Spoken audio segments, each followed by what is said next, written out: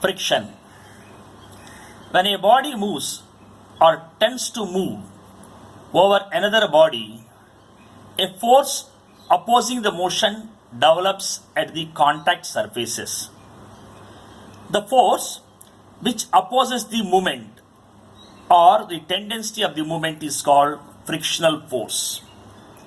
Here we are having a body whose weight is W and it is subjected to a force P. The force is trying to move the body. Because it is trying to move the body, there is opposing force which is called frictional force, and because of its weight there is a normal force N. W is the weight of the body, N is normal reaction, P is applied force, F is frictional force. The maximum value of frictional force which comes into play when motion is impending is known as limiting friction. That is, limiting friction is that friction or frictional force that comes when the body is just about to move. We are having two types of friction. One is static friction. When the applied force is less than the limiting friction, the body remains at rest, and such frictional force is called static friction. As we have told earlier, the force either moving or tending to move. So, if it is not moving, we will call it as a static friction.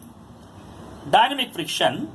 When the applied force is exceeding the limiting friction, the body starts moving over other body. Such frictional force is called dynamic friction. It is experimentally found that the magnitude of the limiting friction bears a constant ratio to the normal reaction between the two surfaces. And this ratio is called coefficient of friction. So, coefficient of friction is defined as the ratio of the frictional force and the normal force at the two surfaces. The coefficient of force is denoted by mu.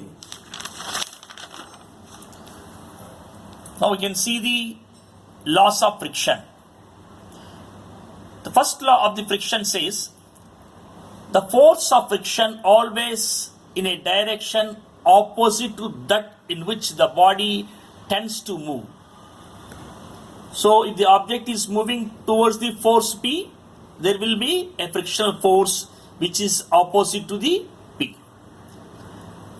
Till the limiting value is reached, the magnitude of the friction is exactly equal to the force which tends to move the body. Again I am reading this one. Till the limiting value is reached, the magnitude of the friction is exactly equal to the force which tends to move the body.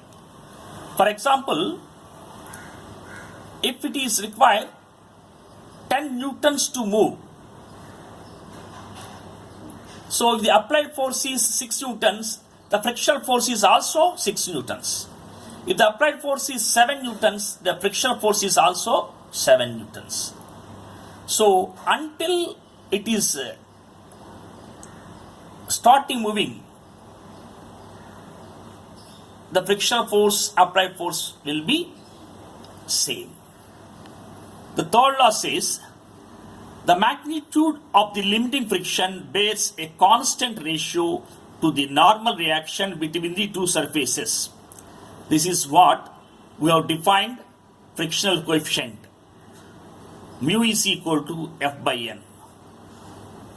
The fourth law says the force of friction depends upon the roughness, smoothness of the surface. The force of friction depends upon the quality of the surface. If it is rough, more friction. If it is smooth, less friction. The fifth law says the force of friction is independent of the area of the contact between the two surfaces. This is important. It is a notion that if the more area is in contact, you will have more friction. But it's not the case. The force of friction is independent of the area of contact between the two surfaces. Once the body starts moving, the dynamic friction comes into play, the magnitude of which is less than that of the limiting friction. That means the coefficient of friction will be more when the body is in static state. Once it is starting, that is in dynamic state, the coefficient of friction will be less than that of the coefficient of friction at the static state.